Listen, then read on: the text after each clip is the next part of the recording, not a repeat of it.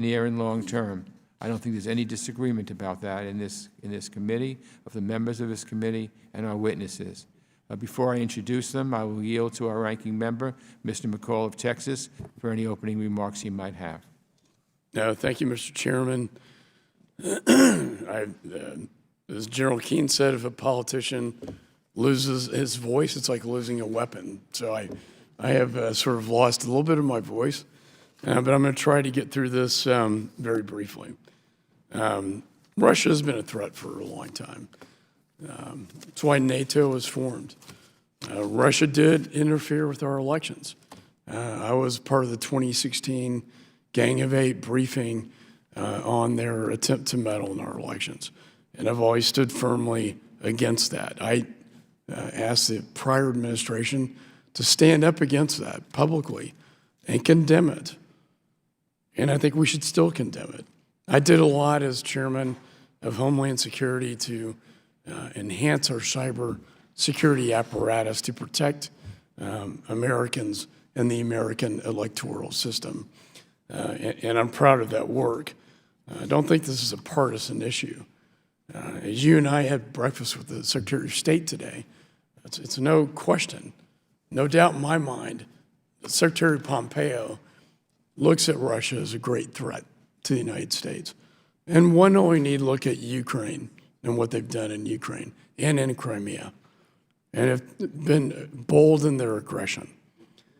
And now looking today at Venezuela, the fact that Russians are in our own hemisphere, posing a threat, putting military assets in our Western hemisphere, the likes of which we haven't seen since the Cuban Missile Crisis. The fact that President Maduro is on an airplane just yesterday to fly to Havana, and the Russians talked him out of it. What is going on in our hemisphere? They would love nothing more than poke us in the eye in our own hemisphere. They moved into Syria. They took over the ports in Syria. They saw a power grab because we did nothing. We did nothing in Syria. And inaction is a decision in and of itself, and the Russians exploited that. Mr. Chairman, as the Prime Minister of Turkey told us, that is precisely why the Russians are there, because we were not. We have to be a world leader.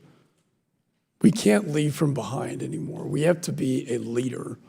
Otherwise, the Russians and the Chinese, for that matter, will fill that vacuum. So I commend you for having this hearing. There was no collusion in this last election, but did they try to meddle in the elections? Absolutely. And the intelligence shows that. The intelligence community shows that. There's no doubt in my mind. They are not our friend. And if anybody thinks Putin is our friend, they're wrong. I met with two Russian opposition leaders yesterday, and they view Putin as a threat to the world. And in my view, once KGB, always KGB. So I think this should not be a partisan exercise here. This should be an American people. As you mentioned, Mr. Chairman, I look forward to working with you on issues related to this matter.